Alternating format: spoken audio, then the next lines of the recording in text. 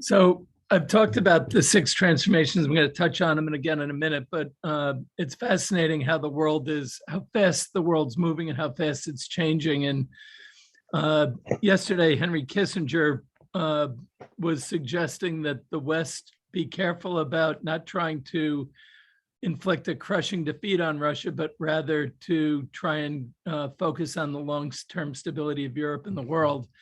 And it's fascinating. It was viewed as he almost went as far as suggesting that we should push Ukraine into accepting terms that they're not willing to accept. And I think his concern is that the world's just getting too far out of control and we have to actually stop the escalation of things. But we're at an interesting time with a lot of conflicts in terms of the negative issues with the war, with COVID, with inflation. Now you have growing concerns about security, both border, food, energy security, economic security, and cybersecurity, obviously. And then you have environmental considerations. And one of the big concerns is, do the economic challenges that the world's facing now delay our push to clean energy? So a lot of issues that we're faced with, and yet the talk of the town right now is, are we heading into a recession? And it's been growing in cadence and in volume, concerns about that. And I think there's absolutely a chance we get there, but I'm not sure it's as high as the angst and the rhetoric. So, what's happening, I think, in the world today is that we've had these six major transformations that we've talked about all occurring at the same time, each having implications for the other ones. And it creates this kind of witch's brew of dramatic change, which is one, creating policies that lead to greater inequality, but also lead to haves and have-nots. And the haves and have-nots are actually creating greater political tensions, greater social tensions. And it's also pushing things to the side, like, are we spending enough on climate change now? Is our educational transformation moving the way it should? And at the same time, we're going through this massive experiment where we've had the most unusual monetary and fiscal policies in history. And how do we unwind those? And all these things hitting at once is creating the uncertainty and distortions that have people all bent out of shape. So we're switching from quantitative easing to quantitative tightening, and doing this during a war and this massive Fed tightening cycle. But it's not just the Fed, it's other central banks. So you really need to forget about the way we've managed money for the last 10 years, even 20 years, and look at a new playbook, because the Fed put of the Fed supporting the market is over for now. It'll come back right as we're getting nearer a recession or as we get into recession, because they're going to be worried about, do they have the firepower to pull us out of a deep recession? So let me just stop for a minute and say, I'm not sure a recession would be our primary focus at ARS right now. We think that the Fed does have the ability, that the economy is already slowing, that's going to start to ease inflationary pressures, which will allow the Fed not to raise rates as much. But until they're sure that they're at a point now where they can reverse their tightening without, because they have inflation under control, they're going to let inflation run hot. That's going to put assets of all kinds under greater pressure as rates move up. But we're not looking at a big rate move up from here or a big rate move down. We think we're going to be range bound. We think that inflation's peaking. The Fed's going to have their challenges of letting inflation run a little hotter while the markets are and assets are declining. And that's their worry, but they're more concerned about, do they have the firepower to deal with a significant recession? I don't believe they think they're comfortable with that view. So I think you're going to see this shift where you do need a new playbook. You're going to have increased volatility. You still want to favor equities. You want to focus on strong balance sheets, and you want to focus on short over long duration assets. Quality, liquidity, and duration will matter in this environment. And that's going to create a re-rating, I think, of all asset classes. And we're already seeing that now. You're seeing massive changes in the valuations on whether it's public equities, private equities, crypto. I think you're going to see it throughout the whole system. And I think you're going to see it really move into the private and venture area as well. But I would say with all the crises we've had and the tightening cycles and easing cycles, the market still works its way up because earnings continue to rise in the US. And this just is worth the perspective because people are making calls. Should I go short the market? Should I pull out of the market? All that kind of stuff. I think if you have a quality portfolio and are focused on the secular themes, you can do quite well here. If you're trying to trade around this kind of volatility, you could get killed. So I would say be careful. But today I really want to focus on three things: the growing food crisis, the clean energy transition, and what we think the changes to the global system will look like going forward. So we know that food crises tend to relate back to the poorest nations and the poorest families. And you can just see here how big a spike we've had up. Following the Arab Spring, you had that decline, and now you see a move up in agriculture, commodity, and grains. And a lot of this is still around the war with Russia and Ukraine. So we're going to have to figure out these prices should stay elevated as long as we have the blockade going on and Russia really holding off the flow of grains and other fertilizers out of their area. But what's happening is it's putting a lot of strain on those that can least afford it. So the UN's out with a lot of numbers today, just to give you some perspective.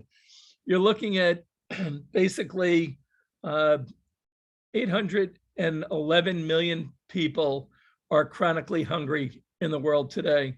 You have 276 million people on the brink of starvation, which is up from 135 million just pre-COVID period, and up from 70 million in 2017. So in basically a 5-year period, you've gone from 70 million to 276 million people on the brink of starvation in the world. So we have real issues here. 49 million people in only about 43 countries are now on the edge of famine. So where does this hit the worst? It hits the least developed nations, the small island developing states, and it hits the lowest income people in every country around the world when you have food inflation the way we have it today. This chart just shows you countries that only have one dimension of the shock, either a food shock, an energy shock, or a financial one. This chart shows you the number of people that are impacted and nations that are impacted and where they are by people who are under severe or significant exposure to one of these or more of these shocks.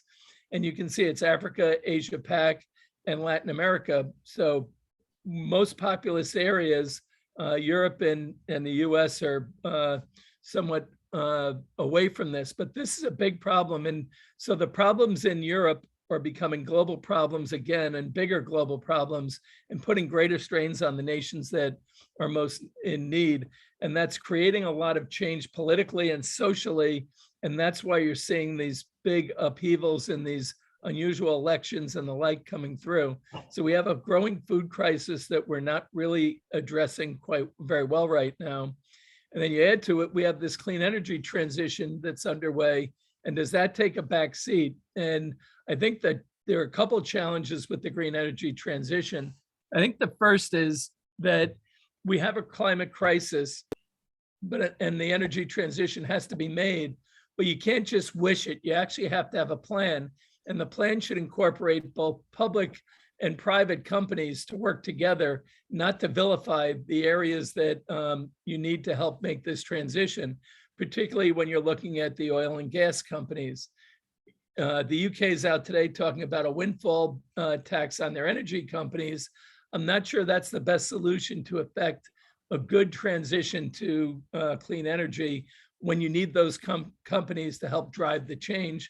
Not only that, but they have a lot of the expertise that can affect this change most smoothly. So I think we need to rethink how these transitions work and the time horizons, and be more practical and less ideologic, and say, how did we get there with the least damage to the economy and to the world from a climate perspective, but get there in a reasonable way.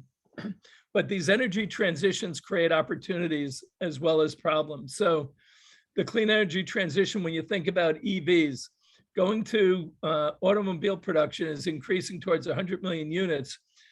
Copper is a key element of that. Copper in the average ICE car is about 48 pounds of content. In an EV, it'll be 183 pounds, resulting in 135 pounds of incremental copper demand per each car, each electric vehicle. And we have tight copper markets to begin with, and they come from a lot of challenging areas. So how does a nation, how does Europe, how does the US, how does Canada secure their supply of copper to affect the transition to the electric vehicles, as well as other electrification, because copper is such a key element of that, in a way that we can work while you're making this transition. And it's going to require a lot of mining from areas that are not great jurisdictions or with the highest labor standards. So we have these inherent conflicts in this energy transition that are going to continue, but copper is one of the areas that's going to be an opportunity to invest. It's absolutely essential to make this transition go, and it's part of the dirty part of getting to a cleaner environment. Same thing with rare earths, which are absolutely essential for all the new innovations and technologies that we're working through right now. And rare earths are primarily mined and refined in China right now. We do have, it's available all over, but the refining and it's a very dirty process. When you look at a average IC, it uses between 0.5 and 1 kilogram of NdPr. This is really the use for magnets. It's not just cars, though. This is absolutely essential for national security. It goes on a lot of our guidance missile systems and things like that. So we have these shortages and great demand outweighing as we move to clean energy. We need more of the rare earths that are going to be essential to provide the magnets that are key elements of it. So another opportunity, there's only one company in the US that'll be doing refining, and there's really one in Australia in the Western world. Those are the two major players. The rest of it, we're primarily relying on China for. So strategic elements that are going to have to be set up for countries to have security on them. Oil and gas is another area. You know, when I think about the windfall tax and I think about the bank regulations and how banks are lending or not lending to the oil and gas industry, and you've had private investments step up, what you're hearing from all the oil companies is they're not going to change their CapEx spending, whether oil's $100 or $150, because they're not getting paid for growth anymore. They're getting paid as managers, both on their own company comp, but what the Wall Street's recognizing is based on the financial performance of their companies. So they're better off reducing their investment spend, so not creating more oil and gas, but maximizing the profitability on their existing stuff. And that's creating an opportunity where you're going to be having oil and gas companies holding their prices up higher for longer because they're not making the investments to increase production. And they're getting disincented by the governments to do that. So I don't think this is a solution for the problem, but I think this is just highlights how we need to bring all these elements together and be more positive about affecting change instead of vilifying people. That we need to affect the changes as we go through. So where does this leave us as we move forward? Because the world's a mess right now. And I think, Mark, we did this presentation in March of 2020, and it was a report from the National Intelligence Council that they do every couple of years on global trends. And they were trying to figure out what are the scenarios for 2040 for the way the world's going to be set up. And they came up with 5 different scenarios. The renaissance of democracies, where the US and other democratic nations use these public-private partnerships to drive innovation that's going to result in higher growth and further innovations, which then create a more balanced economy, more inclusive economy, and that helps renew public trust, is the theory. And at the same time, you have Russia and China increasing their monitoring and controls on their economy and stifling their innovation. That creates a move towards democracies. The second scenario, world adrift, is the whole global system's upset by bad actors who just don't pay attention to what the rules are. And then the OECD nations and others start to have slower growth. You get more divisiveness because nobody wants to battle all these guys on an ongoing basis. Then you get political paralysis, and that leads to somebody like China stepping in and filling the void where they say they don't get involved in everyone else's stuff. But they really aren't, because of their approach, unless they really weigh in, they're not going to be able to fully capitalize on it. So you end up with a kind of a messy world with no leadership. I think the more likely one, and what we may move towards, is a competitive coexistence where the US and China prioritize getting growth and trading relationships working and kind of be the regulators as we move forward. And they'll compete in certain areas and collaborate in others, I think, is one of the areas. I think the one that's getting talked about a lot more now is this fragmented or a world that's full of like-minded blocs. So whether it's autocratic and democratic nations forming blocs where they do trading, they do economic, military, and trading blocs like that, reorient supply chains. You have two digital worlds, basically, along the lines of these blocs, and you work inside those, which redefines globalization and redefines trade. And then the last scenario they have is, a tragedy where you have a food or climate crises, and it basically throws everything out and you redo it again, where you revitalize the multinational organizations and move forward. I think what we're actually seeing right now is a combination of all these. You're getting elements of the tragedy and mobilization with the war and the food problems that we're seeing going on. You're getting these separate silos being created with what we're talking about with the Quad and what China's trying to do in creating relationships with strategically vital islands and with their Belt and Road Initiative.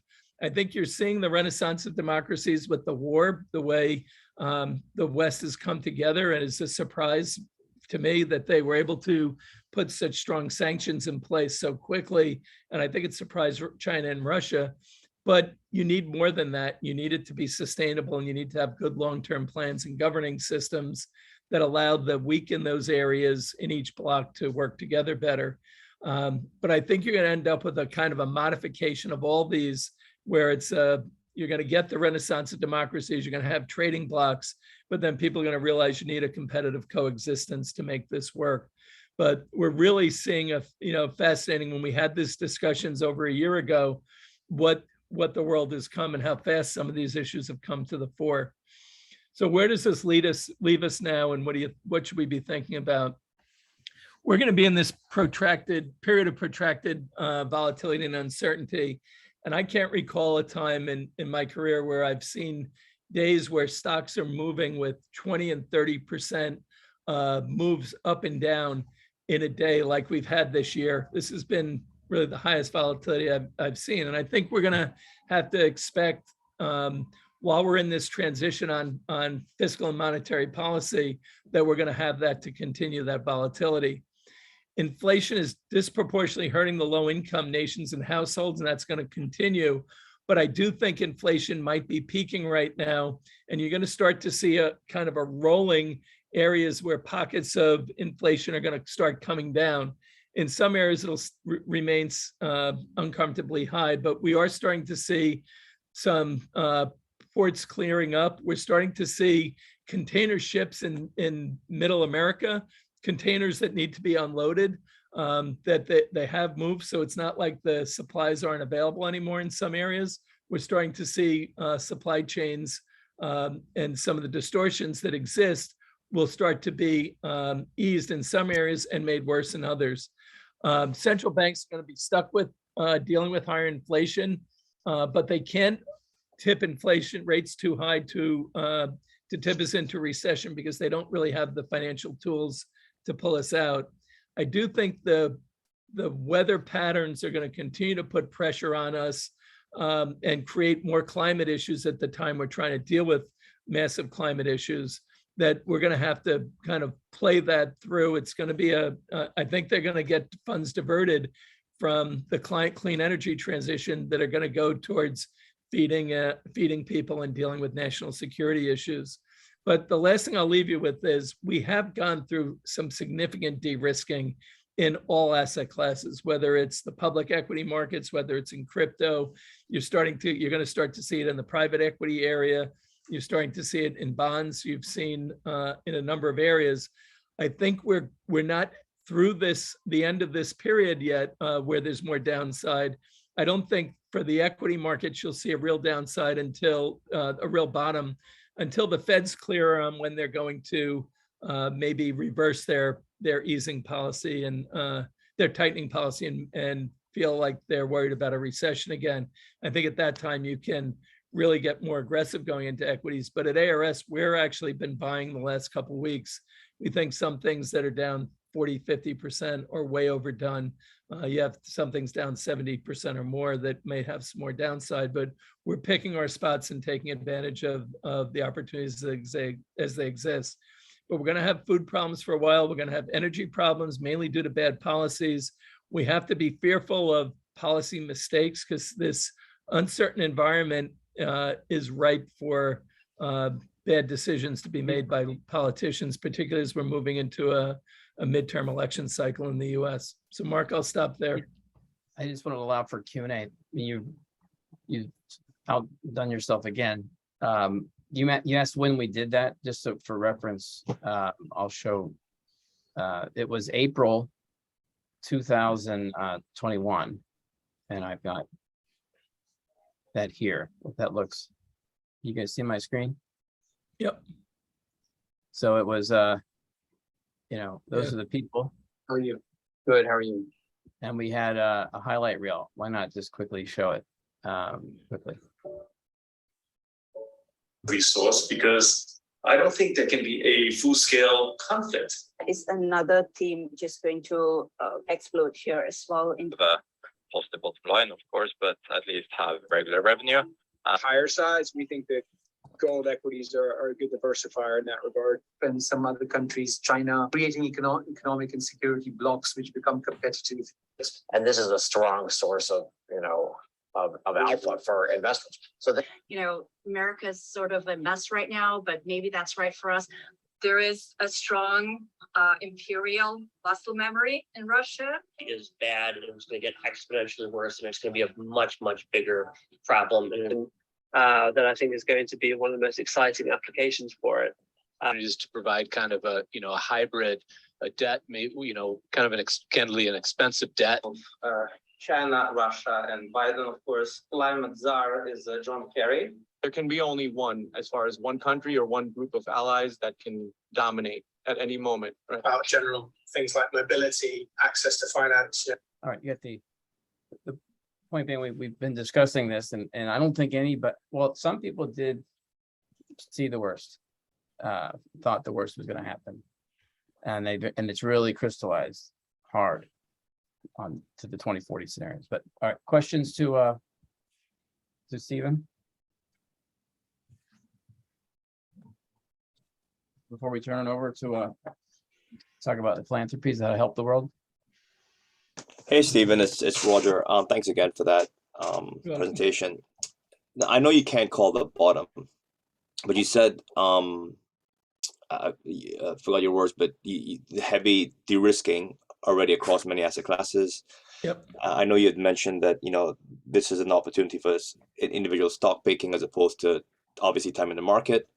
But in your crystal ball, are we closer to the bottom, or that still has a ways to go based on all the risk and uncertainty as you've highlighted?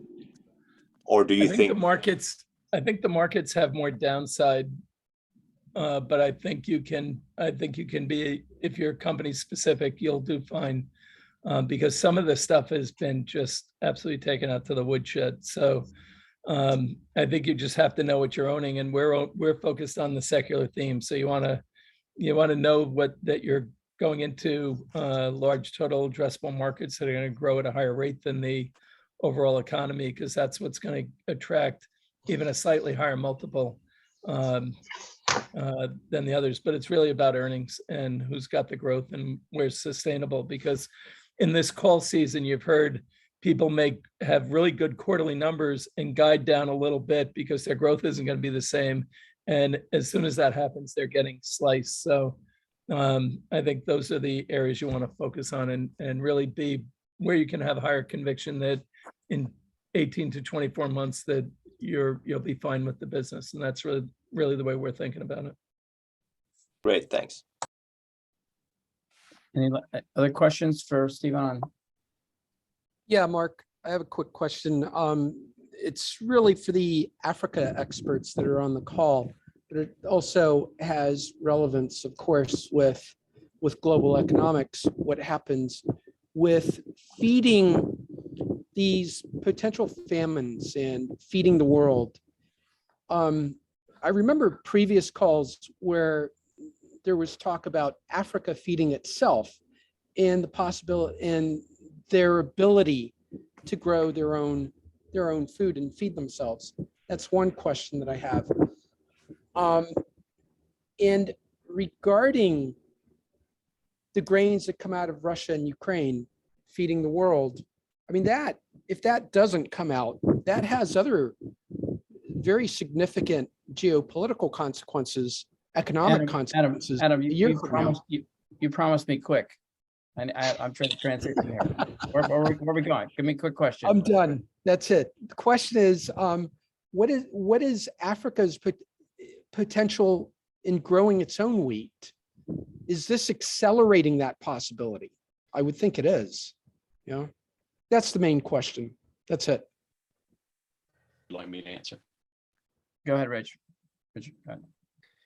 The quick answer is that most countries that produce wheat in Africa, Egypt, Zambia, Zimbabwe, South Malawi, and others, are all restricting the export of wheat right now. So I'm really among calls. I'm getting ready to get on one now, and a call on Friday morning with groups in Egypt with 1,000 hectares under seed that they want to know what to plant. And my recommendation to everyone that gets on the phone with me is rotate soy and wheat. Rotate soy and wheat. Improve your soil. Use less fertilizer, no-till, and I can sell everything that you grow. Their answer is typically, we are not growing wheat because the government is restricting export. So the prices are going to be capped in our country, so there's no incentive for us to grow. That creates obviously even more demand because they're not even going to grow enough for their own country. So that's the issue in Africa, is that it's backwards thinking. So